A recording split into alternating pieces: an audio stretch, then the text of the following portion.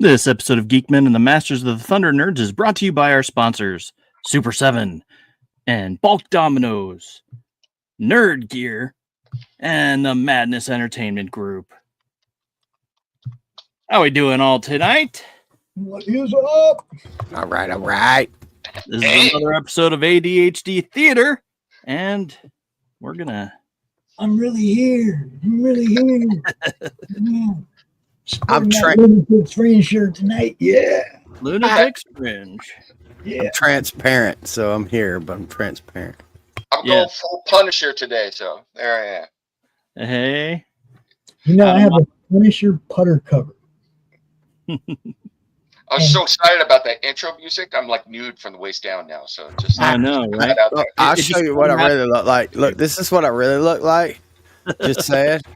That's me. No, that's me. Yeah, it's really me. Wearing my suspenders tonight. I'm gonna have to censor myself now. Uh-oh. Yeah, you said you were naked from the waist down, and then I'm thinking like, oh boy. And then I know Ghost Pepper's avatar is that, so it's like, oh man, that just got awkward. I'm also a ghost, so I can't wear pants or shoes or nothing, so excuse me. That's all right. I mentioned it to you behind the scenes, but I do another show before this one called Cinema Crusaders. We were supposed to talk about this movie called Existenz, which is supposed to be one of the best sci-fi movies of all time from 1999. Never seen it. I watched it. That show made me feel like I needed to go to therapy afterwards. Just to put it bluntly, the show is about gaming with that's sweet. That's awesome. These gaming consoles that are like alive, and people are like touch them in a sexual way, and they're like organic. And then you get this bioport in your back, right? Except the bioport, I'm giving it all away, but I don't want you all to know. Did you say bio? B-I-O or bio? Bio, B-I-O port. You get this bio port in your back that bisexual port? Oh my goodness, this is wild. It's weird that you say that. I'm telling you right now because I don't want you all to have to go watch this and get therapy. The bio port looks like a butthole in your back, and people are licking it and putting their fingers in it and shit. I was like, the fuck am I watching now? Oh my. Okay, so we know what Nim's been watching. I'm going to change the subject real quick. You guys all can tell I'm not at home. Yeah. Why do you think I have this with me? Because you're going to do some Happy Gilmore. Go golfing tomorrow, baby. Yeah. I don't get to do that enough. So watch this. I'm going to get Pops triggered right here. You going to go full 10 cup this weekend? Actually, have you guys ever seen the Robin Williams bit about golf? No, I haven't. I probably have. Oh, yes. It is freaking hilarious, guys. Go look for it on YouTube or something. Robin Williams on golf. And he just like goes off, it's like, it's classic Robin Williams where he just goes off on something. You can tell. Dude. Is that the one where he is drinking this water and he's like spilling it everywhere? And no, he's talking about water pouring down his crack like the Niagara. No, he's like this. He's like, we're gonna in the game. We're gonna put the ball in the hole. We gotta. Yeah. He's like, like pool. No. Pool. It's gonna be a crooked stick, and you gotta swing and hit it, and the ball's gonna be way over there. And he just starts going. He's talking to that Scottish accent. Yes, it is fucking hilarious. I've seen that. It's hilarious, kids. Well, I will say this. I don't know if you've all ever heard this joke before, but it's especially true for me. When I used to play golf all the time, I played Army golf. You know what Army golf is? No. Left, right, left, right. That was me, man. That's when you're playing scenic golf. Yeah. You're everywhere but the fairway. Yeah. Scenic golf. I played that when I first started. I used to have a horrible slice, man. And one day I was at work, right? And I told this little old man, I'm like, yeah, I'm gonna go golfing this weekend. And he looked at me and he goes, you slice, don't you? Yeah. And he goes, look, let me help you out with this. And dude taught me how to swing. He told him to put all his change in his left pocket and a key behind his ear, and it cured him. Look at him now. Right behind him and held his hands and then helped him swing. Right? So when it's all in the hip. It's all in the hip. Got yourself a little chili pepper going on. Out at the ball. Your swing has to be going out away from you when you get to the ball. It can't be coming in at you, right? It's got to be going out. So you get that nice little draw. You just drop some fairway. And dude, look, I went out the next day golfing and I tried this and I hit like 3 beautiful greens right away. With my irons, and it's like I wasn't on the right, I was on the fairway, and I was like, oh my God, this little old man he changed the game for me with one lesson. I think I would do better at golf if I could use like a baseball bat and a shovel and a rake. I think I would do a lot better. I swear I would. All right. Let's not give Pops a hard time. Come on, man. He's going golfing this week. He's going to enjoy it. You little bastards. Why don't you go in the hole? It's your home. Go to your home, Paul. Go to your home. The price is wrong, bitch. Actually, there is proof out there that Dante can putt. From the rough? That he can putt. He can put the green in the hole. I know he can do that. Yeah. There's documented proof that Dante can putt and chip, because I think I chipped one in that day too. And dude filmed both of them. I'm just gonna say this. After watching that movie I told you all about, all this talk about putting stuff in the hole is making me real uncomfortable. So that's all. Look, man, just put the green in the hole. You'll be fine. It's okay. That sounds like an awful movie. Dante can't golf without a lighter. Just letting you know. That's just a fact. I have to show you guys this stuff now because I brought it up. Okay, so it'll only take a minute for these things to load, but I gotta show you because I'm not bullshitting. Dante can putt. Now, Mr. Fringe, maybe not so much. Okay, it's like he had his wife's putter on that one. Got about halfway there. And then Dante steps up, and just like clockwork, baby. We just gonna drop this one because I need the par, right? I need the par. Oh! Yeah, look at that. Oh yeah. Now watch. Now Mr. Fringe comes up here and says, he tries again. He calls it in. I call it in. And then he walks up and he misses it and misses it. He's back there, dude. Yeah, uh-huh.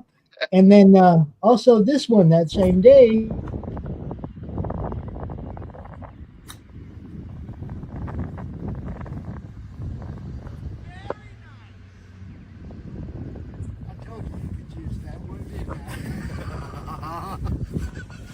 Give me some, brother. Do it. Right? We need the golf live stream from Pop sometime on command. Yeah. Well, see, we did that. We were out all day, and Brad filmed some stuff. We made shorts, but it's man, it was so much fun hanging out with Mr. Fringe that day, and just being in character all day as Dante, and he was Mr. Fringe, and we played golf. It was just hilarious, man. It was fun. So yeah, you never know what's going to happen around here, people. I'm just saying. Right. Speaking of which, you mentioned that movie again. I will say, last time I'm going to bring this movie up because I'm trying to brain flush it till next week, but that is the best movie or the worst movie with the best cast you will ever watch. It's got Jude Law, Ian Holm, Jennifer Jason Leigh, Michael Dafoe or William Dafoe is in it. I'm like, what are you all doing in this movie? Hey. So, hey, what you doing? Isn't that the movies we're talking about? No. Oh, what am I missing here?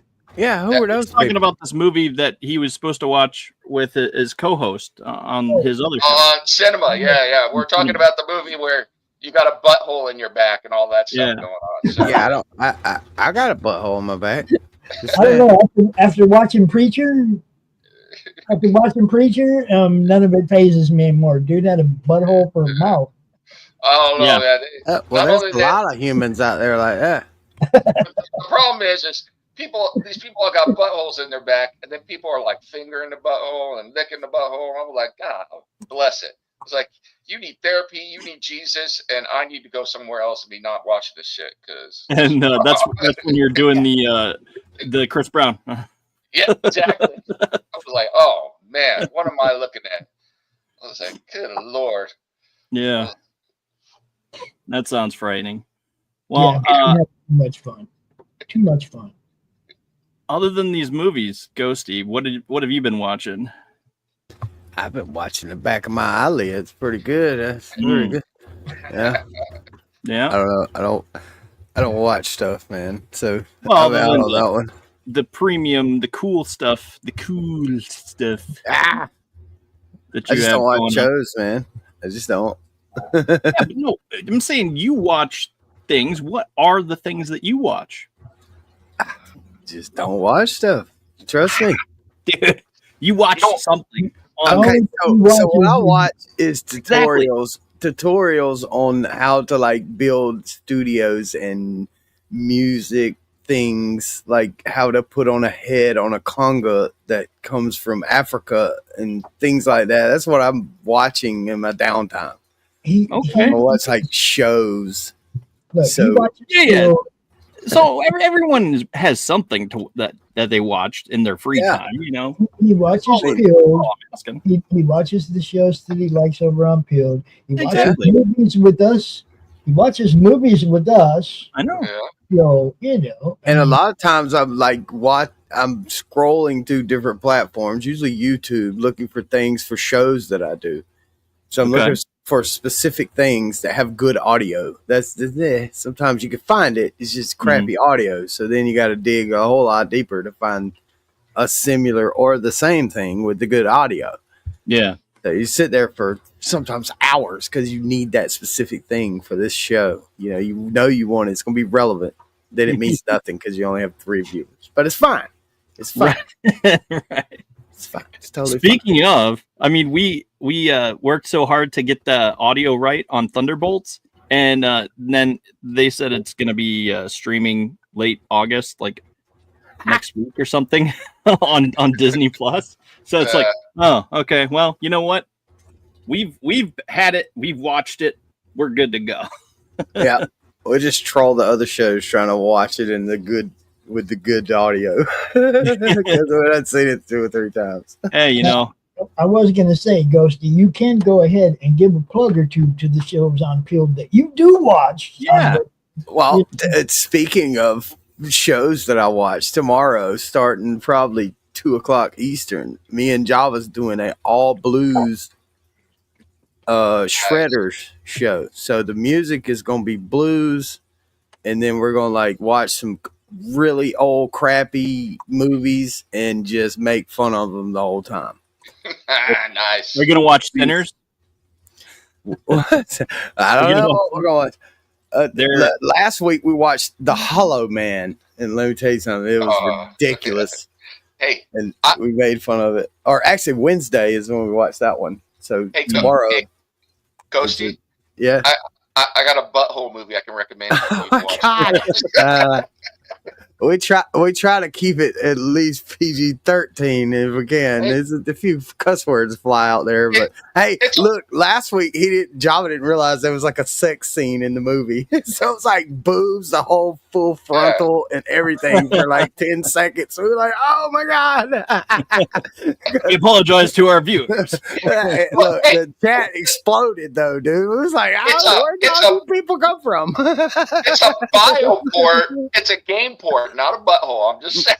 Yeah, the intention is the the difference there, but still, I really don't know if the intention was good, but we'll just to pretend. So well, okay. So I'm a big fan of George Lucas, right? Right. Yeah. Well, his first movie, THX 1138. Good movie. Mm-hmm. Yes, but Yes. they're essentially having sex with these random things that come out of the sky. Like they just pull down. They're like, "Hey, you know what? I'm in the mood," and they pull down this, like, I don't know, blowhole from the roof, and then set it on their genitals, and then they're like, "Okay, ascend back up to your blowhole roof," and then they go about their business. It's just like, what? What? Like, was it Demolition Man? They just put on the headband. It was like, right, oh yeah, like what the hell is going on? So I mean, that's pretty much a reality now. Yeah. I mean, because they have those headset things that, what are they called? The headband things. VR thinger. The VR things. There's plugins for like prawn websites. Wow, chicka, wow, wow. Right. Why do you know this? So I'm just saying, I know it. I don't own one.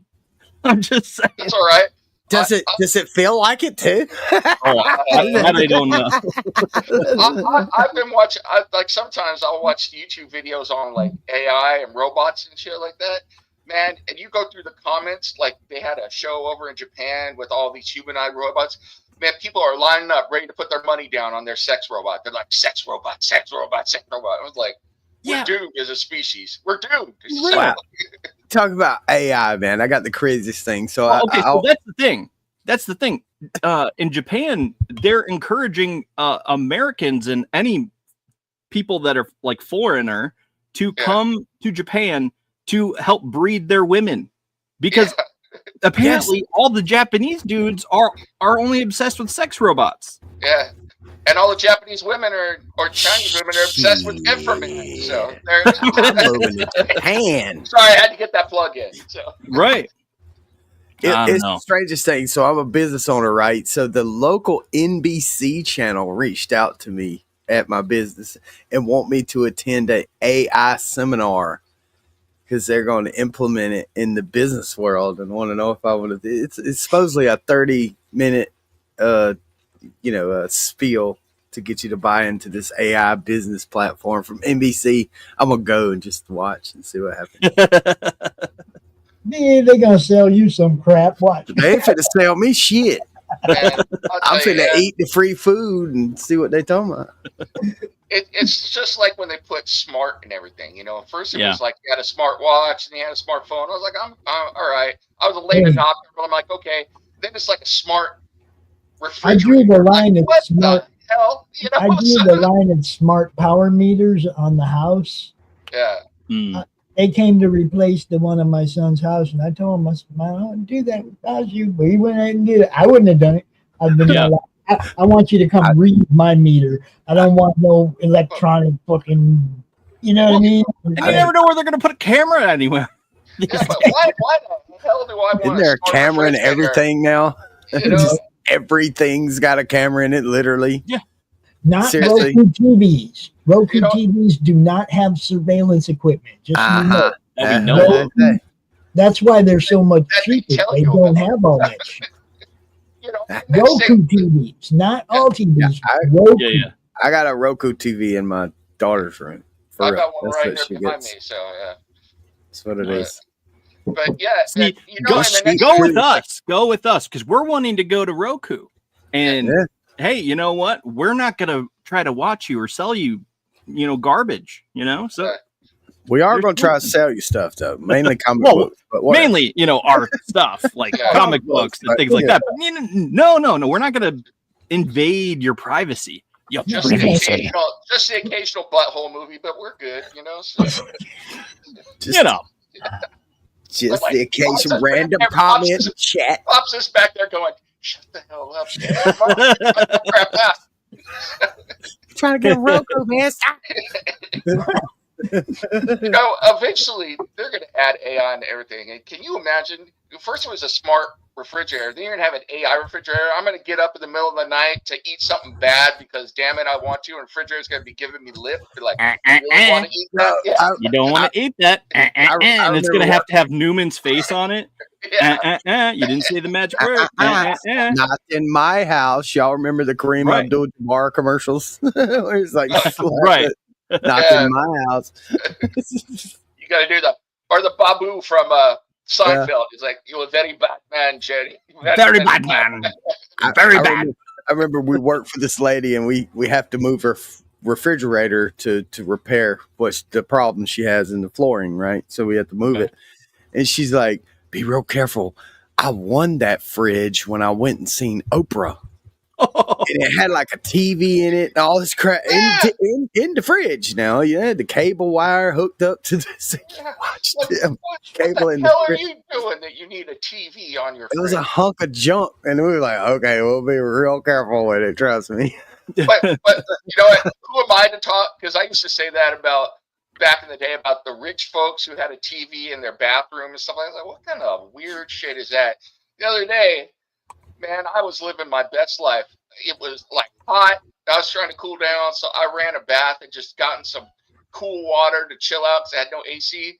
And I had my phone up on the little holder, and I'm watching Batman the animated series while I'm just naked in the bath. I was like, "This, some salt in it too."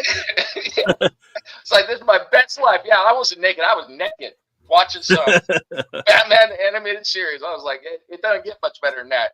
You give me, a breakfast burrito or something in here, and I'm never getting out. I'm staying. Right. So you'll be like Kramer and just bathe in the bath and stuff like that. Bathe in the shower. And I built like a tile shower for one of my buddies. Right. It's a nice shower. It's big, open. You can dance in that thing.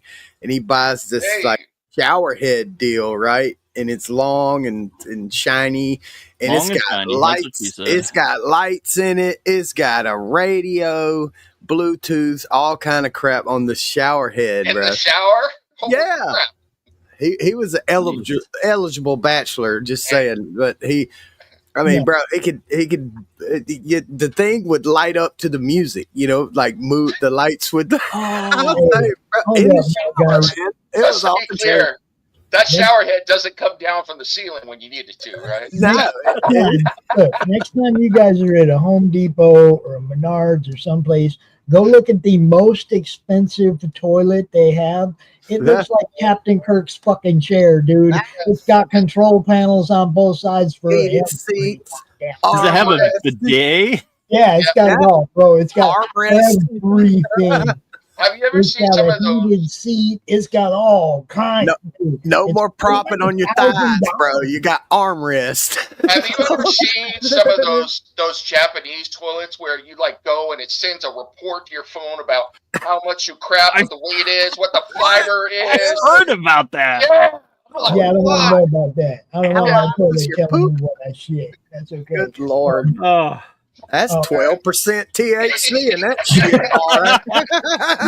Quit eating so much gummies. Oh my Lord, man! I see so they like talking to you. I can't even imagine. Like I get up in the middle of the night, I'm half awake, sit down to take a dump or something. The toilet's like, "Welcome to the toilet, Dave." I'm like, "What?" Look, welcome, Dave. You are officially tell you how much you weighed before and after. Oh yes, I've heard that. I've heard that they do that. Oh man. That's crazy. You're officially full of shit. You are 75% full. It seriously looked like Kirk's chair, though, man. It had controls on both sides, armrests, controls on both armrests.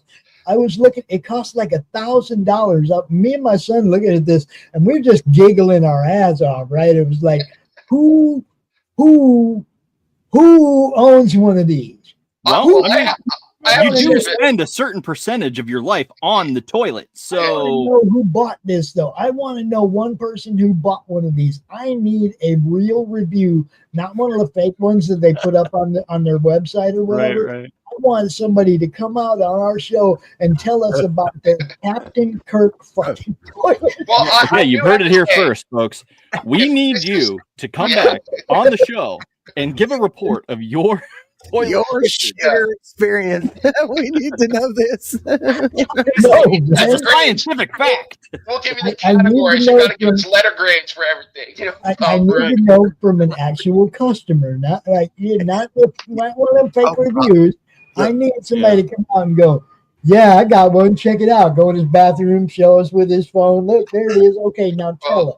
How does it operate? Watch this flush. Is it worth $1 million or $1,000 or whatever you paid for it? Give me the real. You know, I just want to know. I do have to say that the Captain Kirk aspect is a little bit of a selling point for me. And if Mrs. Dan didn't have to sign off on it, and I was single and had money, I might be tempted because I'd be in there like with the tape with my phone, be like, "Shitter's Law." Dude, you can even paint it. You can even paint it so it looks like Kirk's chair. Look, this is the best flushing toilet ever.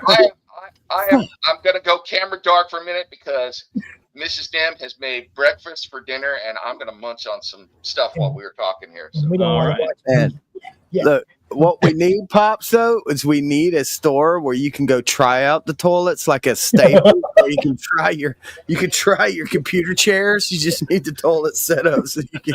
You got the demo over there with the stall around it, right? Half wall so they can't see your ass when it hits it. You know, little wipies to what? The bathroom has 14 different toilets in it. Yeah. You go in there and use the one you think is fine. Oh yeah. Hey, try number 3 today. I got to tell you, speaking of things that we watch, there's a show I watch occasionally called Good Mythical Morning. It's on YouTube. Okay. And man, they almost lost me nonstop. And the reason I'm bringing this up is that I'm eating some bacon right now. They did a show where they rated the most overrated foods. You know what was on that list, top 10? They better not have said bacon. Bacon. I was like, I don't know. I was ready to storm find out where they record and storm that place, man. Yeah, for real. Yeah. They must have been talking about limp bacon or something. Because limp bacon's nasty. Yeah. Or that fake bacon, that turkey bacon, or that turkey bacon. What is it? The sizzling and all that fake shit. You know, you got to microwave that stuff. That's the only way. Did you ever hear what Dennis Leary said about being a vegetarian? No. He's like, yeah, I get these protesters coming to me all the time. He's like, meat is murder, meat is murder. He's like, you're damn right, meat is murder, and murder tastes pretty damn good. Yeah. Yum. Oh, boy. Well, okay. So let me segue back onto some topics here. Oh, yeah. All right. So I recently finished watching Dexter Resurrection, and my goodness, I have to say, as a big fan of the original Dexter, I forgot how much I missed Dexter. Pumara and I were sitting there talking. We were like, man, we forgot how much we missed Dexter, having Dexter in our life, something that we could sit down and watch. And it does take place. So there was another version before this. So it was Dexter New Blood, and this takes place after New Blood. And it picks up right where New Blood left off. And it is such a good show. And it just sucked you in immediately. And So sell me on this, because I saw the show. My late mother-in-law was into it. I've never quite gotten the concept. I saw they got the new season come out, but I've never watched it. But it's one of those shows that intrigues me. So what is going on with this show? This show, okay, so he is an orphan who was raised in a non-traditional family. He was adopted by a police officer who found him at this crime scene, and he picked him up out of this pool of blood and figured out a way to adopt him, and that he took him under his wing and all that. So his father, Harry, and it's relevant here in a minute, but so he recognized that there was something wrong with Dexter, and he started, showing like, I don't know, crazy tendencies. And so he like had a penchant for a murder and things like that. Well, he, recognizing this as a detective in the Miami police force, recognized his instinct and decided to coach him. And he basically coached him in murder. But he had a code, and they named his code the Dark Passenger. And whenever he felt this dark passenger rising, they would go off on a hunting trip. And so there's numerous things that I could get into, but I'm not going to for this sake. But he honed him and taught him how to, make sure that this person is doing bad. And then on the night that it goes down, when he has him on his kill table, he will confront them with all this evidence that he's gathered and accumulated. And then he executes them. And then, of course, did someone say something? Yeah, I said, nice guy. Right.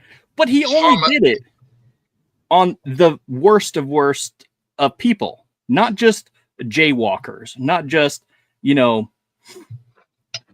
don't know, run of the mill gangbangers. No. He like went after like the worst of the worst criminals, the serial killers, all this type of stuff. So you see him over I think it was nine or 10 seasons of Dexter, of him on his kill table, like getting evidence and accumulating all this stuff. And there's a ton of things that happened to him over the course of that 9 or 10 years, whatever it was. And then, of course, the season ended in an unsatisfactory way. The show ended in an unsatisfactory way where he just sort of was like, all right, well, I'm peacing out. And none of the fans liked that. So they brought it back and they had a continuation, which was New Blood. And they sort of showed a little bit about what his life was in New Blood and how they sort of took that direction. And then in Resurrection, he literally picks back up. He's alive and he's, down to clown or down to kill, so to speak. It just picks right back up and it doesn't leave any question unanswered as to, and he's evolving this whole time. So it's not like he's a flat character. Mm-hmm. He's evolving over time, and it's just a really good show. It's very exciting. It feels so weird that you end up rooting for this essentially serial killer. The bad guy, like all other movies nowadays. Right, exactly. For the freaking bad guy. Right. You end up rooting for him because of his... This guy sucks so bad. Well, they do, but it's all like this weird outcast. He's like an outcast among his peers. And it's weird how you end up rooting for him because, one, he's essentially trying to do a good thing at the end of the day, which is rid the world of this absolute degenerate human being. And he just may not be going about it in the normal conventional way, which is, not killing them. But, so, he's homicidal Batman. Yes. All right. Yeah. That's very easy to sum it up in that way. So, but it's a great show.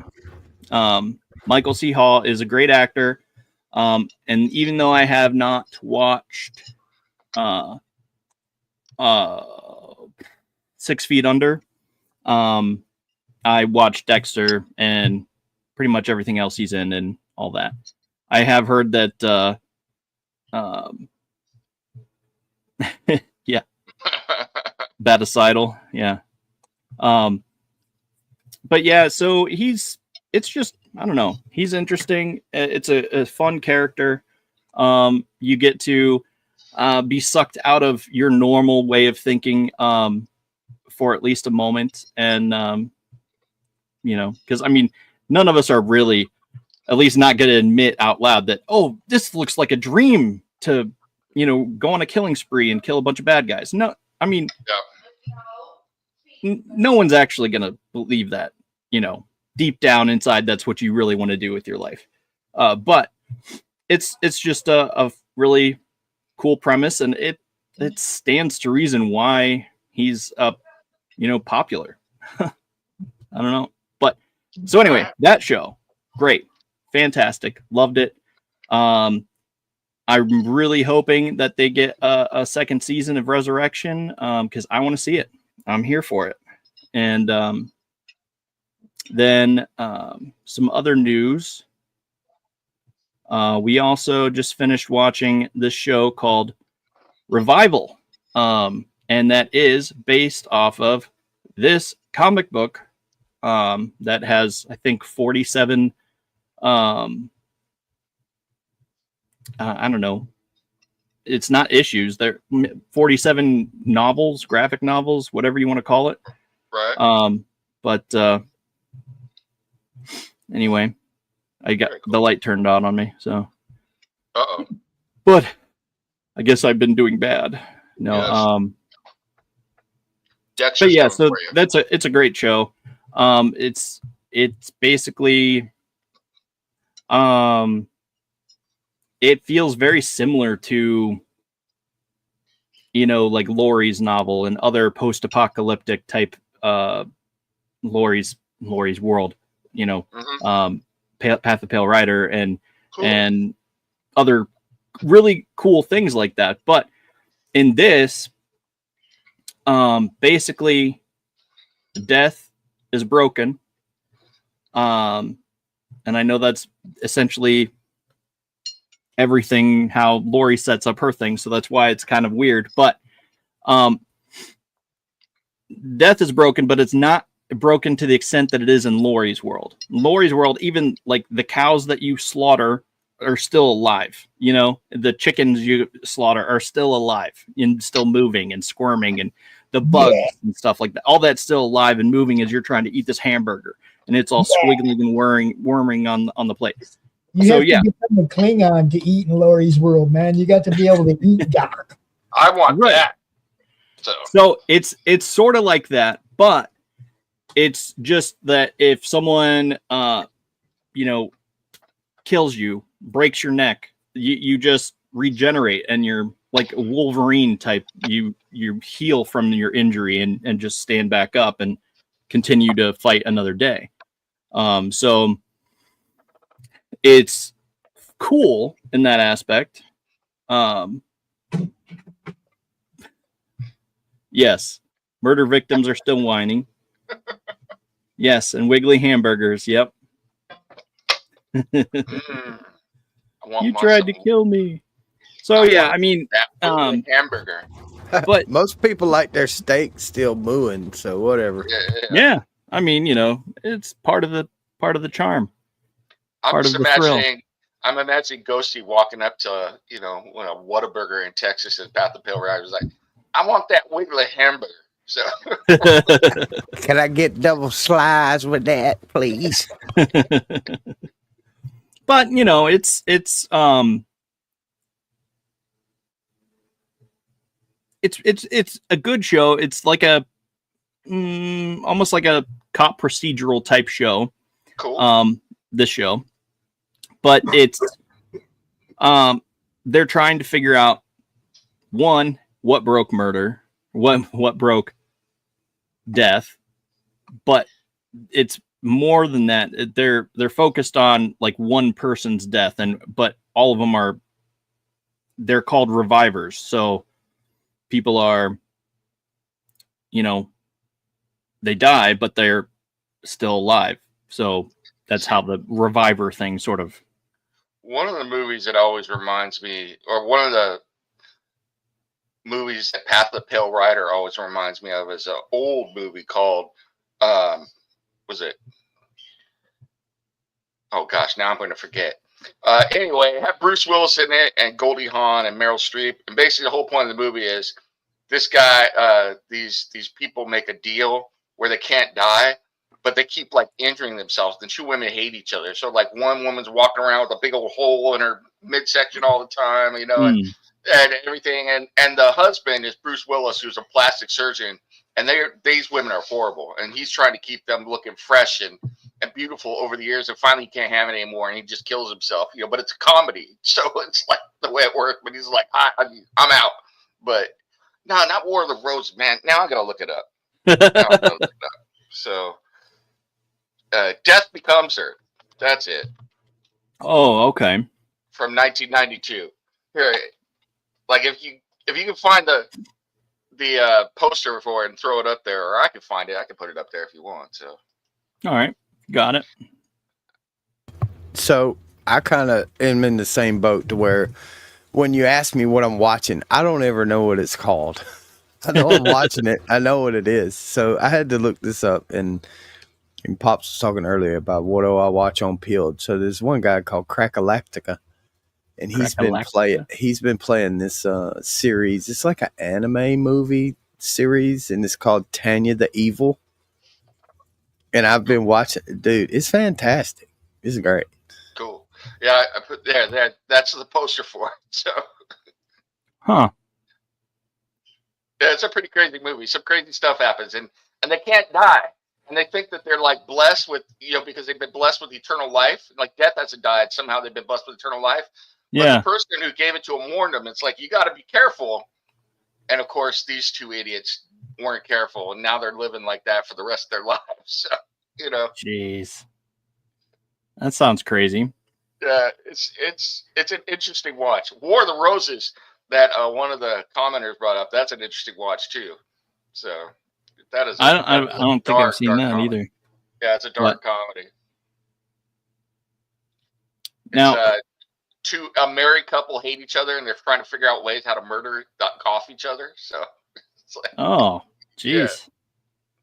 So this isn't Christina Ricci. That she looks. No, that is Goldie Hawn and Meryl Streep. Yeah. This is a great movie. This is Goldie Hawn. Okay, yeah, because that's Meryl Streep. But she looks so much like Christina Ricci, and I'm just like, she's not Bruce Willis's age. It's just like that doesn't work. 1991, no. It's like that doesn't make sense. But so anyway, yes, I'm excited about that show. I'm hoping it gets another season. Both Dexter and Revival. So yeah, that's all cool. And I'm also excited about Bomb, the show. Only Murders in the Building. Omit B in Martin the house. Short and Steve Martin. There's a team up. Yep. And Selena Gomez. Cool. They are. There's what? This is the fifth season? Yeah, I think it's the fifth season. But the first four were fantastic, absolutely hilarious. The three of them just make a wonderful team. I cannot speak enough praises, sing enough praises about their camaraderie. Cool. Yep, that cast is great. But yes, so at 45 minutes in, we are finally ready to talk about our movies. And those movies are Inframan and the Rocketeer. So also known as Nemesis makes his movie debut. So. Right? That was pretty weird. Yeah. Rocketeer to me was kind of like Iron Man meets Captain America without any superpowers. Yeah, just a scientist and a jetpack and a helmet, and that's it. Yeah, that does sound about right. And, it's, never a bad idea to throw in some Nazis. So yeah, well, both of those fought Nazis, I guess. So yeah. There are two things that I really, really remember and love about the Rocketeer. One is I love me some Art Deco design, so the whole design of the movie with everything, it looks cool. I just love that. I love it. Batman the Animated Series, just put that in my veins. And the second thing I absolutely love about that movie that stood out for the years is Jennifer Connelly. So yeah, and Jennifer Connelly looks so different. Like, yeah, I mean, she's still Jennifer Connelly, obviously, but I don't know. She just it took me a minute to even like really recognize her. It's like, okay, well, this makes sense that she's Jennifer Connelly. That's Jennifer Connelly in this role, and then it's just as she turned a certain way, it's just like, there it is. I see it now. Yeah. I'm good. We're all good. It's all good. So there is a third thing I remember out this movie, but I don't think I could share it even on Pilled. So I'm just I think I mentioned it to you guys last week off air, but yeah, I remember there was a third thing that is kind of tangentially involved with this movie, but we'll leave that for the OnlyFans version of this show. So yes. Yeah. Yeah, I hear that. But yeah. So that movie was PG though, right? Yes. Yeah, I think so. PG. Yeah, it's a Disney movie. Back in the day when Disney still made, good movies. Decent movies. So, yeah. Like we were talking about, was it The Greatest Game Ever Played? Disney movie. Yeah. Well, they had the good filter. They did the good filters and the wholesome content. And, back when it's a movie you could literally watch with the whole family. Yeah. And not have to worry about any kind of woke mess. It's just like action fantasy. That's what it is. It's just this, You even look back even further, man. It's like, and it's not really that blow your mind. It's like that almost could be that actually kind of is a thing. Yeah. So the rock guy with the rocket pack and the helmet just flying around. That's the thing. I mean, so the thing collecting those old Disney movies and watching them. So, it's like the old one. Right. But I didn't mean to interrupt, but yet the thing that I liked was how he had his like fin, and they explained his fin, and that's just like a rudder, and it's a rudder. It's like that is cool. Like that, it was actually pretty well thought out. Because I mean, Iron Man's just straight, I'll tell Iron you, Man.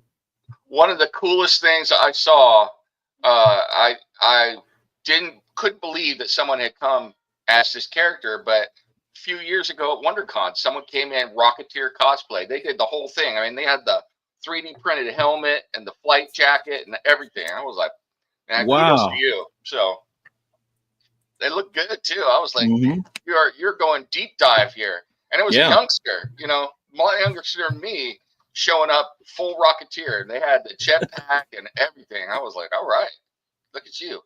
So yeah, that's awesome.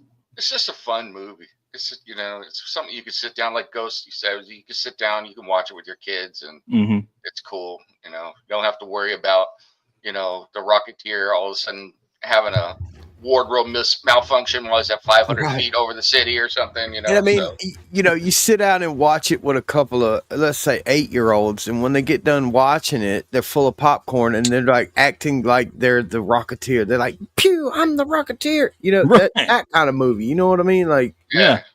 But when I was a kid, the first time I watched a cool Marvel movie, it was like, I'm whoever that was. I'm Spider-Man, bro. Yeah. Today, that was awesome. That's the kind of movie it was to me. That was me when I saw Superman in the first Superman in theaters. When my parents took me to see that, I had a red blanket tag that I literally took was it masking tape and put an S on a red blanket and went to the theater. Bro, I remember I had some vines and stuff and a stick, and I was He-Man, bro. I had vines around my body, you know, like his little suit, you know, and I had my whitey tighties on outside, jumping on the trampoline with a stick. I was He-Man, bro. I was. I'll tell you, man. They used to sell. I don't know if you guys ever seen this. This is a complete tangent, but indulge me for a second. But did you ever see the old Hulk TV show with Lou Ferrigno? Yeah. Okay. Oh, yes. Okay. Oh, yes. Now, as a kid, like they sold our parents some crap that we begged them to get, and we got that stuff. Like you know how now they have the cool lightsabers. Well, our version of that my brother and I got for Christmas was literally a flashlight that was painted silver, and you had an inflatable red tube that you stuck to the end of the flashlight, and then you put the flashlight on, and it shone through the tube. You can play. Yeah. So my brother had that. That was our lightsabers. You know, that was official licensed merchandise. And then the other thing. So the reason I brought up the Incredible Hulk is my parents bought this for me because I had to have it because I was huge into that show. They sold you these. They're literally floaties. You know those floaties that the kids wear? They're floaties, but they're painted green.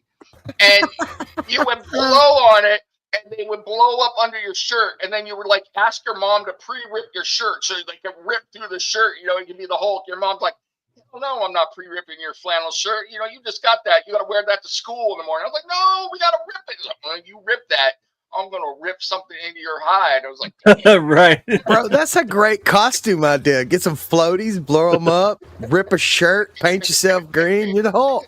I mean, immediately, look, there you go. But I don't even want to know how much they charge. You know, and you're begging your parents, and you can't have the ones that are painted green. You got to be. I need the ones that say the Hulk on it. You know, yeah. It's like, your parents like, the hell with that. I'm buying you floaties and painting that green, and you got to deal with that. So. Oh, buy the dollar. I buy 3 pair of the dollar store floaties. That way, I at least get 2 there, and it'll inflate completely. Yeah. Oh, I love it. But yeah, oh my God, the lightsabers were so sad. And then invariably, you know, it springs a leak, so now your lightsaber's limp. You know, you're trying to like keep your lightsaber up, and it won't stay up. You don't know. Limp lightsaber. Yeah. That reminds me of the old guy on Family Guy, where it's just like, then all of a sudden Chris walks in, and he's just like, oh. Yeah, man. Oh, stuff. Good Lord. Yeah. Rocketeer, ladies and gentlemen. Yeah. All that came from Rocketeer. Yeah. Now, don't question us. Just know it all came from Rocketeer. Yeah. When Dustin and Pops were selling me on being on this show, they're like, yeah, we talk about movies for a couple hours. Like, man, that's a lot. And I go, well, we don't really talk about the movies. We go on all different kinds of tangents, and you know, we just go wherever that's why it's called ADHD Theater. We just go where the wind blows. I said, well, you're my people. You know? Yeah, right. It's like you want someone who can go on tangents with you. Well, you're looking at them, so I'm here for it. I love good, just wholesome conversation about today and yesterday, right? Yeah. Yeah. Meanwhile, I'm bringing up the movie that I brought up at the beginning of the show. So yeah, okay. You know, full circle. Yeah. Well, okay. So let's talk about the Inframan. This was to give a little backstory here. We chose this movie again because I was talking to my buddy and he wanted to watch this movie, and it's apparently like the anniversary of the movie or something. So we were talking about it. He was going to come on the show and all this stuff, but then he couldn't at the last minute. And so it's just like, okay, well, you know what? We're going to do the movie anyway. So let's do it. And so we watched it. And I don't know about y'all, but that movie was absolutely insane. If you managed to tune in with us on Pilled, as we were watching it, we were both in awe. And this was a fan participation. Right. Right. There was an old show that used to be on called Mystery Science Theater 3000. Yeah. I love it. That's what this show. That's what the watch along was. So, Right. That's what I said. That's like what me and Java do. We do the same thing on the. This is right up my alley. This particular format. Just it. We've got this thing with this show where if we're watching the movie Unpeeled, obviously before we come out here at the end of the week and talk about it, but the really good movies, we don't say a whole lot, guys. We watch the movie, right? No, nothing to say. It's a great movie. I'm not saying this was a bad movie, but this took me back to when I was 11 watching Godzilla movies. Man. Yes. Yeah. Yes. Or the and there was a little bit of Godzilla in it. I want to thank your friend real quick. Your friend that suggested this movie. This was good stuff, dude. I loved it. It was. It was very fun. I mean, within the first minute or two, I don't know. Okay, so maybe no more than 5 minutes into this movie, we have all seen a weird snake-like thing land on the ground, a car driving, then everything starts collapsing into the ground, and then into a volcano. Yeah. Yes, the world starts catching on fire, and things start exploding everywhere, and I mean, it was just absolute insanity. Everything that you could think of could go wrong was going wrong in that moment, in that span of like 5 minutes. And this is just the first 5 freaking minutes of the movie. First 3 minutes of the show, this old dude stops in a VW bus, tells everybody to get out, watches them get out, then proceeds to just hang out in the bus as it falls over a cliff for nowhere to go. And then it's the longer fall ever. He's like, and then it hits and just explodes. It just catches on fire. What? I don't know. It just did. And then the way they cut the movie, I don't think this is what happened, but the way they cut the movie, all of a sudden they go from the car exploding to a whole friggin' city on fire. And you're like, car set the city on fire. So. Right. It was again absolute insanity. I'm sitting there going, wait. I'm still confused about what's going on. And of course, boom, it's, nice. It's now talking about all this stuff. It's just now all of a sudden there's invaders and stuff like that. It was very much like Matthew, bad. I'm not talking about the 21st century Godzilla. We're talking about the 1960s and 70s. Mm-hmm. Godzilla. This movie was 50. It's 50 years old. Yeah. I wish I could do that sound because right now it would break out the Godzilla roar from the 70s. Yeah. Well, also that was kind of like the Dragon's Word. Does Godzilla have like a theme song? Like if you hear that song, besides I mean, like an old school lore like theme song. All these other characters. Blue Oyster Cult wrote that. I'm telling you. Yeah. Okay. Picks up a boat, then he throws it back down. You see, he waits. Nim. You might have to play that Nim in the morning. And the greatest part for those movies is that my mom she hated that and she hated Kung Fu movies. Yes. But if we couldn't go outside, my brother and I were watching replays on the weekends of Godzilla and Kung Fu movies. And I remember she came in one time and saw us watching King Kong versus Godzilla, and it's the worst King Kong costume ever. It is so bad. And we were whooping it up, man. It was like wrestling with Godzilla and King Kong. My brother and I put my brother in a suplex. And I was like, I'm Godzilla.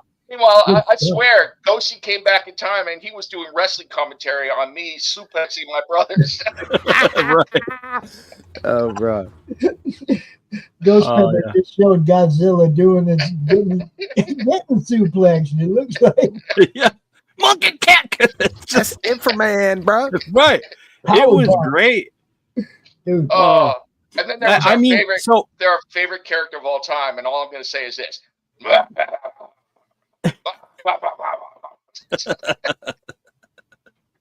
I mean, it was great. I mean, dude. I'm getting all flustered and carried away. We haven't even rated the first movie. So let's do that real quick. All right. We're gonna rate. This is a Rocketeer. Thoughts? Who wants to start? I'll start. Now, I realize this is fiction and whatnot, but I think Ghost Pepper and I both were in the school of there were too many things that there's just no way that could happen. Okay. Yeah. Now, I like like you said, they did explain the rudder on his head, which I kind of knew what that was for in the first place, right? It's like it's got to be for steering. He doesn't have like thrusters on his hands to go left and right like Iron Man does. Right. So, that was kind of, self-explanatory, but there were a few things that were, that ain't gonna happen. Even in that scenario of being in fiction, you know what I mean? The context wasn't right a couple of times. Entertaining movie, okay, all the way up to blowing up the blimp, which, I mean, come on, man. The easiest airship in the world to bring down is a blimp. I mean, throw a match at it. It's all you gotta do.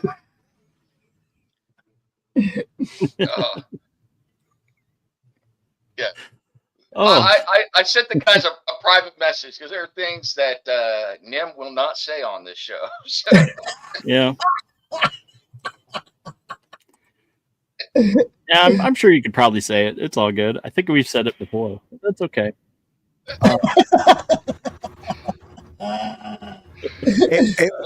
It would have been more realistic if he'd had a boner rudder. Yeah, I will share this. So you keep talking about rudders, and immediately I think back to this guy on our high school swim team here in Southern California, and his nickname was Rudder because every time this guy would put Speedos on and go out there, he would pop a boner and keep it. Like the whole swim meet. The dude he was Viagra before Viagra, and he would get in there and swim.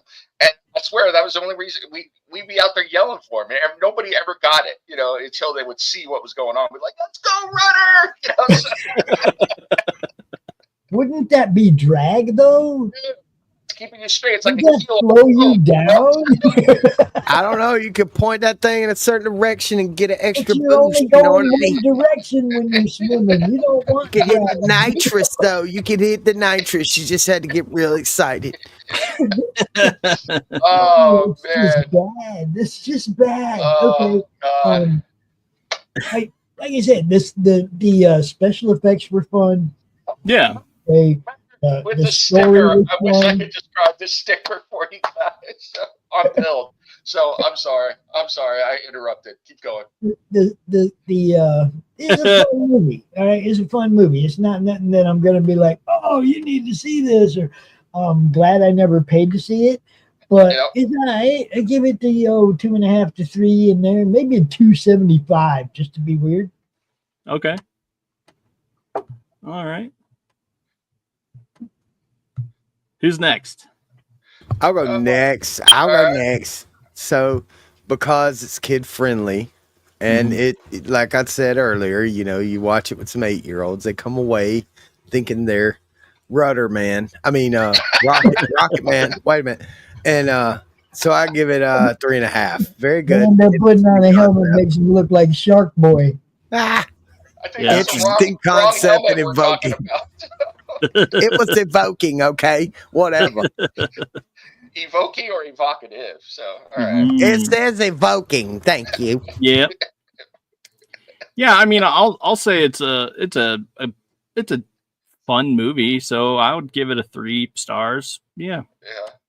All right. 3 stars.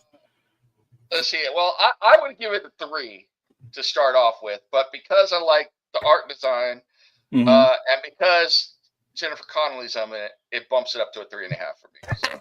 That's fair. I finally got a half point. Yeah, that's fair. Okay, so anything that wraps up the Rocketeer. Any last words that we want to talk about Inframan? I know we're barely getting into it, but I mean, we're already at an hour. So I will say whoever made Inframan whoever made Inframan needs to sue the heck out of Power Rangers. Sue the hell out of Power Rangers. It's probably the same people though. That's what I'm saying. It's probably like the next generation of those same people. Yeah. I mean, whatever her, I don't remember her name. Who was the main villain? What was the name of that woman? And The Rita Repulsa wannabe. Yeah, Rita Repulsa.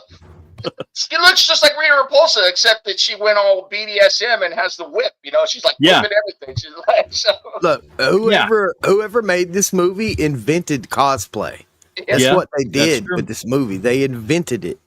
It's what it is. I mean, if you show up dressed as the Nemesis, nobody's gonna know who you are, and when you start telling them the story, they're all gonna be so curious. I'm telling you right now.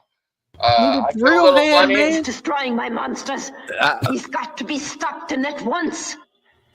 Nemesis, I want their science headquarters blown up. With pleasure. Come on. You watch. I'm going to get myself a Nemesis cosplay. I get a little money, and I'm going to show up for Nim in the AM in that right there. I got to play it again. I can't help it. He's destroying my monsters. He's got to be stopped, and at once. Nemesis, I want their science headquarters blown up. With pleasure. Come on. With pleasure. Come on. It's a fun movie, dude. It was fun. I know I had a lot of fun sitting around talking with all y'all and all that stuff. So, but on a serious note, though, I do respect the effort. They all looked like they were. None of them looked like they were, bad at acting. They were in character. They were in character. They wholeheartedly believed in that moment that. Oh yeah, they did. Yeah, the acting and the that is solid, man. But you gotta think back then, you had to sell a movie on good acting. There was no big premiere trailers that showed all the good stuff, and you know what I mean. It was like you had to go out there and really do the thing. Right. Plus, there were some really we're talking gangsta, not gangsta suits that the scientific team was wearing. It's all shiny silver. Yeah. And Pops told me once we go to Roku, he's buying those for all of us. So yeah, I gotta have one of them jackets. I said that live. I said, dude, that jacket's bomb. What's the word they use? It's dripping. Yeah, there you go. It's dripping. I gotta have one of those, man. Yeah, for sure. I mean, it's and so again, all of them looked like they really believed it, and they, like you said, they had to sell movies based on ability, not on spoofs. I do think that this would the set design and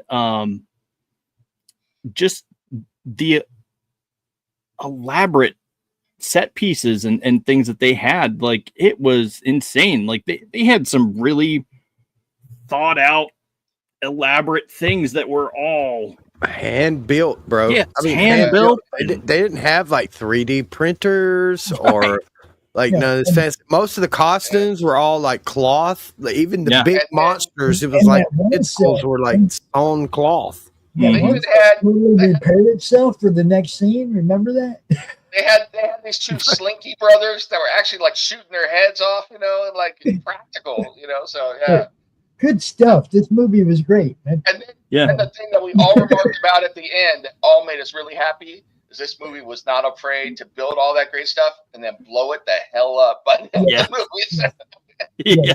Blew up a lot of they had a blast. I guarantee you, they had a blast blowing that shit up because they built it. Took them months, and then they set up the perfect charges and was like, "All right, we got one take. Y'all better do this." Good. It had to be one take. They didn't build it 10 times. Right. That take was the take. That was it. All right, light the fuse. All right, action. Go. Every single person. Yeah, it was great. I mean, it makes it great. Hey, all right. I wouldn't be Nim without having to note this as well. Since we're on Pilled, I could say it. They weren't afraid to take chances as well. We were able to note that the professor, he enhanced every part of Inframan except the one part when he got frozen, and Inframan had a little dick, man, and it was on screen for like 4 I told you he was just cold, bro.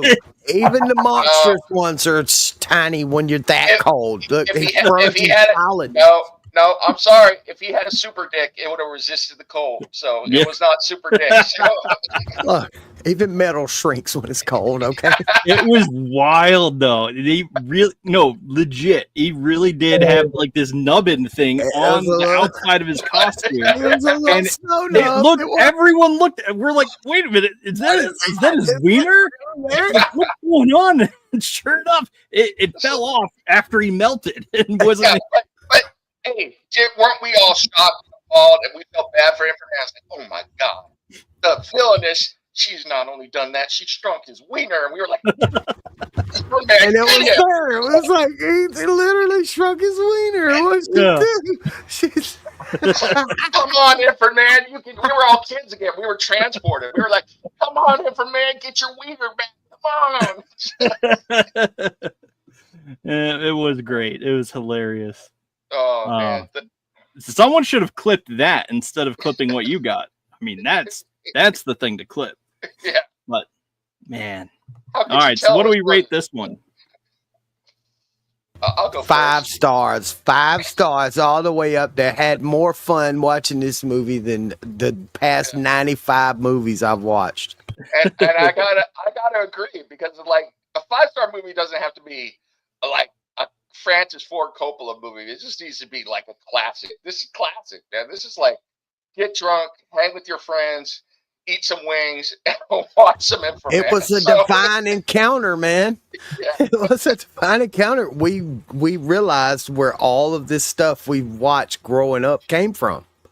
That is true. It was very much. It was the divine encounter. Like what? That was the thing that we see that this and that and this. Yeah.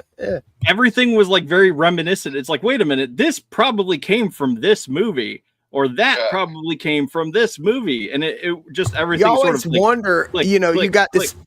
Yeah, you got this favorite band, right? And they play this song, and you just love the song. You're like, man, love this song. And then you find out it's like 100 years old. Some old blues guy played it back in the 20s, right?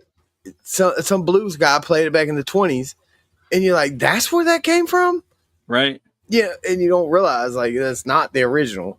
Whatever you love the most, this is where it came from. So it's kind of a divine encounter to me. Like it was like I see where a lot of this stuff came from.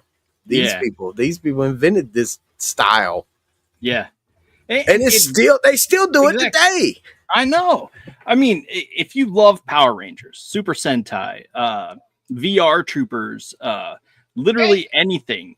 I even brought up old school Battle of the Planets because it even had some of that in there at one point. So yeah, if you loved anything like that, throughout the years, there's probably been something or other that has led back to. It's like 7 Degrees of Kevin Bacon. I'm sure everything leads back to 7 Degrees within this movie, and I mean it came out 1.5 million years ago. What was it? 50 years old, right? I would say. I think it was at 1966, so something like that. I would say the only movies that were doing similar stuff at the same time were the Godzilla movie, the kaiju movie. So that was it. So okay, so I'm gonna jump in here. Yeah. I'm as somebody who is old enough to have been remembered watching movies like this. Older than dirt. I'm not gonna sit there and act like this is a masterpiece in the sense of today's movies.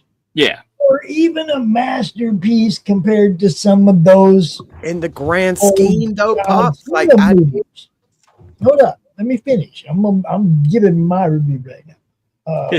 It's on a par with some of the Godzilla movies. It's not as good as the best ones.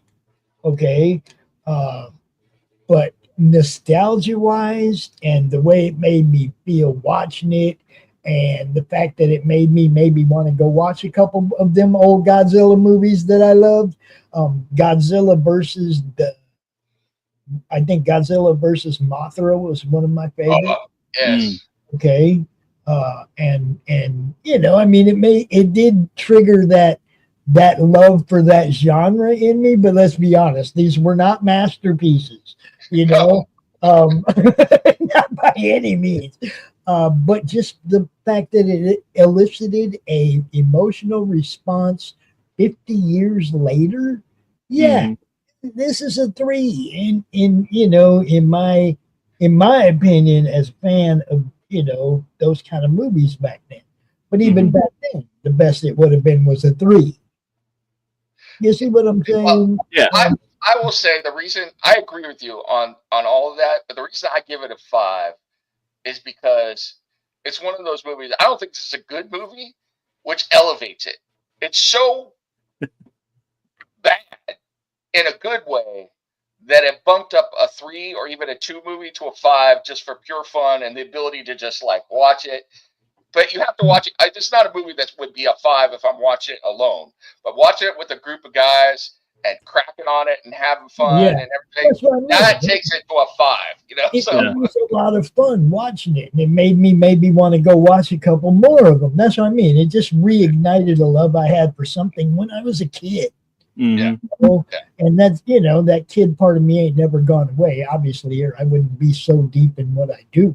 Yeah. You know? So that just brings it back. But again, like I said, as far as actually rating the movie itself and the quality of the movie and all that, you know, I give it a solid 3 now, just like I would have then. All right. You know what I mean? Because that back then you didn't get all that nostalgia and all that, and you did probably watch it with some of your friends and crack on it the whole fucking time. Oh heck yeah! You know, it's like Master of the Flying Guillotine. So you know, for us it was called The World Beyond, and it was every Saturday morning, and they'd show one of those kind of movies, right? It was same as, you know, it was just that was the network name for that movie slot every week, right? And it was always a Godzilla movie or something like that from back then. It was great, dude. Got to watch one every week, you know. I was tuning into Elvira every weekend. She would have these kinds of shows on. So, what do you got, Dustin? Did you rate it already? No, I'll say. I mean, I agree with y'all. But I would probably say it was fun. It was. I'll say a 3 as well. But I mean, I 3 just on the respect of the sets and the set building, all the believability of the actors, the, you know, that kind of thing that it really put into it. Yeah. I was just like, okay, well, all right, this is interesting. So I mean, I enjoyed it for sure, and I loved laughing and carrying on with y'all about it. But yeah, I mean, I would say it's probably worth a 3. Pops and Dustin being professional, responsible movie reviewers. Well, you know, I mean, hey, this is the first movie review show we've ever even had on the network. Hey, okay. I mean, the first one I've ever been part of, because I was always, you know, and reviews aren't good if you're a hype guy, and I was a hype guy. You know, I'm always trying to get people to come out here and watch and buy and watch and buy and buy. Mm-hmm. I don't want to be at the other end going, oh, you probably shouldn't have bought that. Not a good look, right? If we're being serious for a second, there are two. I always have 2 scores for movies now. You know, if someone asks me to give a score and actually be like super serious about, I've got my critic score, which is not always fun to do, and then I've got my NIM score, which is just me sitting down to watch it and be like, I liked it, or yeah, I'd watch that again, or whatever. You know, 2 completely different things. So. Exactly. I try to blend the 2, mine, but so that's why I feel like, okay, I would say yes, I had a blast. It was fun. Everyone should watch it at least once, and I do think everyone should watch it at least once. But then I try to pair that with my rating on the show, and for me, it's like it feels disingenuous to rate it higher than other movies that I probably liked better. But you know, I still think it's worthy of at least a 3. So now, if I go to the pop scale, you know, the would I pay money to see it? Yeah, there's another one. Hold up. My 12-year-old self probably did. Probably did more than once. You see what I'm saying? Because back then, movies were for a quarter, 50 cents or something. Yeah, big deal, right? You could go to movies. But I probably did pay money to see it, and I probably did pay money to see it more than once. I just don't really remember it because of all the other movies like this that there were. Yeah. I can't name all the Godzilla movies, not even close. I wouldn't even try. Talk about a topic for what's your issue, by the way. I went to the theaters a couple times this last month. I couldn't believe how much it was. I was like, what is going on here? Is there something that come down from the ceiling when watching the movie? So right. Dude, you're waiting for your massage. I know. Well, that's what I call that thing that comes down from the ceiling. But right. Yeah, I don't know. That's definitely something for you. But yeah, I don't know. So, yep, that's our ratings for this time. Yeah, that's our ratings. I will say there's. Have y'all ever had a no star, an atrocity where you want to gouge your eyes out? Sinful. Have you had one of those yet? Oh, okay. No, not yet. I'll start looking. So this is. I could easily suggest a few, but I don't want to watch them. We'd have to watch it. No, you know. This is something that I wanted to bring up. Because this is again. I mean, Superman's my favorite dude. He's my favorite in comics. So it's like. Hold up, let me move that banner because I want to see tickets sold. Yeah, that's what I thought. Yeah. It ain't how much money they make. It's how many people went and watched it. Yeah. And I mean, talk about the ticket difference price. I mean, goodness. I mean, $8.13 in 12 years it doubled. And then yes. All right. Well, first of all, I'm going to tell you. But they couldn't even sell half as many tickets. Right. I will fully own the fact that I live in California where everything is more expensive because it is. But I will say we paid $22 a piece for the matinee to go see. That's it, average. Yeah. US ticket price. So blows my mind. And there's so many things that I don't know. So people are always saying, you know, oh, this is blowing away and everything away. And it's just like, okay, but yes, let's look at the number of tickets sold. Yes. Yeah. That's all that matters, really. I think there's a lot of factors, though. I mean, if we're going to have a serious discussion about this, there's a lot of factors that got to go into this. We got to factor COVID into it, and the theater industry has never recovered. We got to factor the fact that the prices have gone so high. We got to factor streaming into it. So people are like, I'm not paying those prices. I'm waiting to watch it on streaming. You got to factor in all the other stuff that's around. They didn't keep in the box office away from streaming long enough to make people go see it. You know, they don't do that anymore, though. It's just they're never. And then they had big box office because they waited. You know, they was out there for 2-3 months in the theaters, and you're preaching to the choir, but those times are never coming back, man. Everything is about getting content on their streaming service. So, I mean, they shooting themselves in the foot. I think there's a lot of reasons. I can't put a monetary value on it, but smartest people in the world right now would be reopening drive-ins. Hey, I mean, there's still a drive-in open in my area, so we've got 2 right by our house, and they're great because you know what? We can go when it's not so blessed hot outside for $10 a person. Go watch, and it's a double feature every time. Yeah. And if you want to stay late, you can watch the first movie a second time because they show it a second time for a third showing at the end of the second movie. So if you want to stay late, you can watch it. All chiefed up. Yeah. Yep. I don't know. So love drive-ins, but yeah, drive-ins are the best.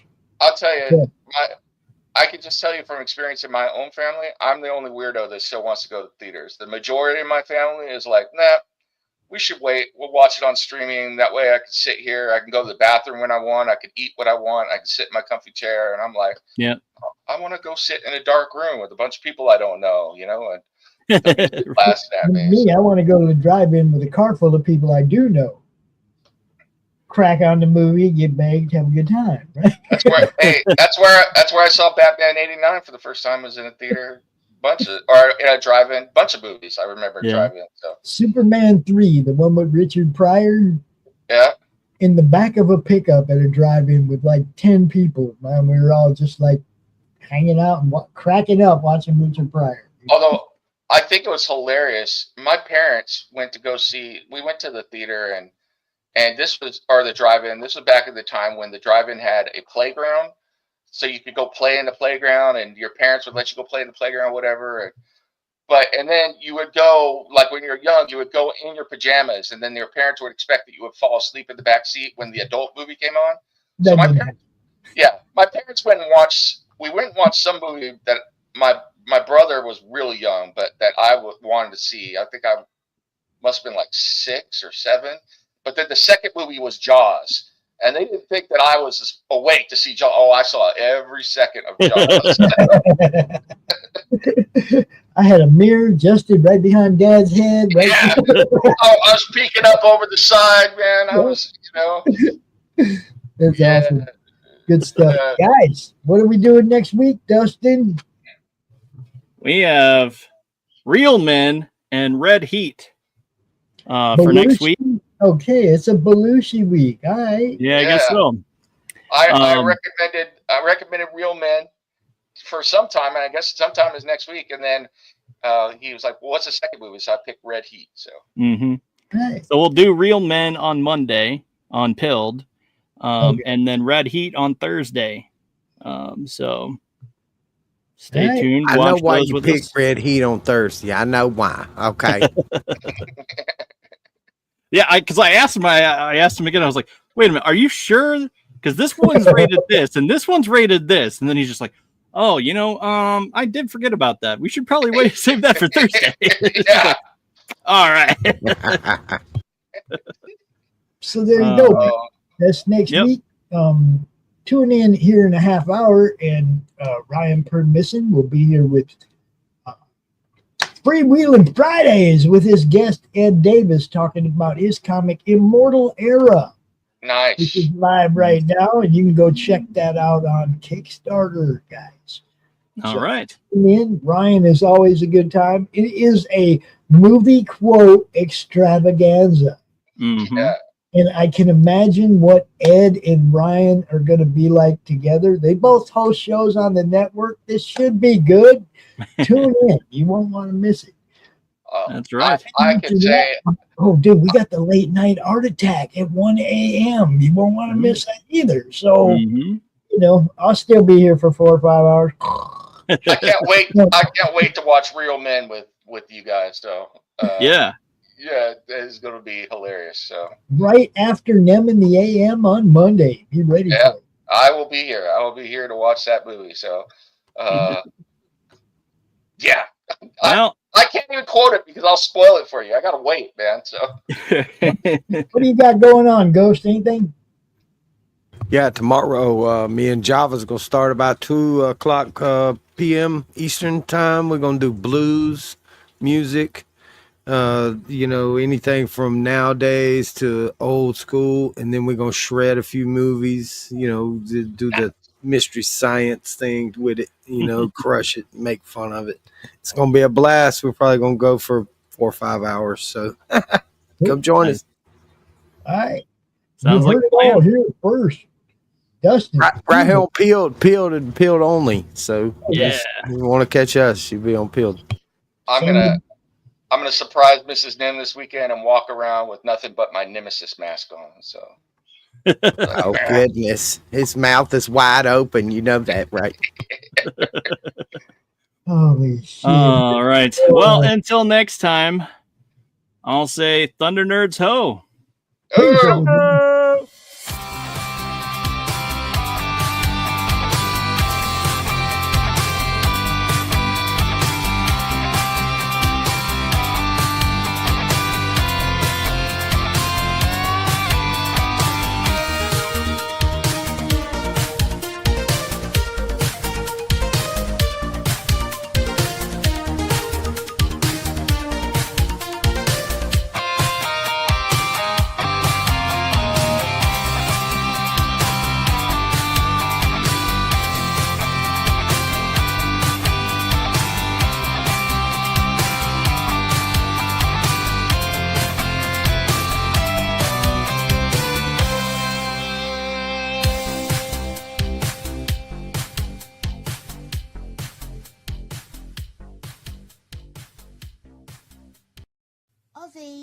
Ozzy, what are you doing? Come and have a look at this lovely book that was sent over.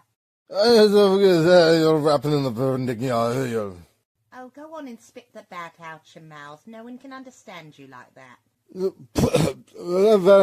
Say how 5 dentists and all. Oh, well, that's not much better.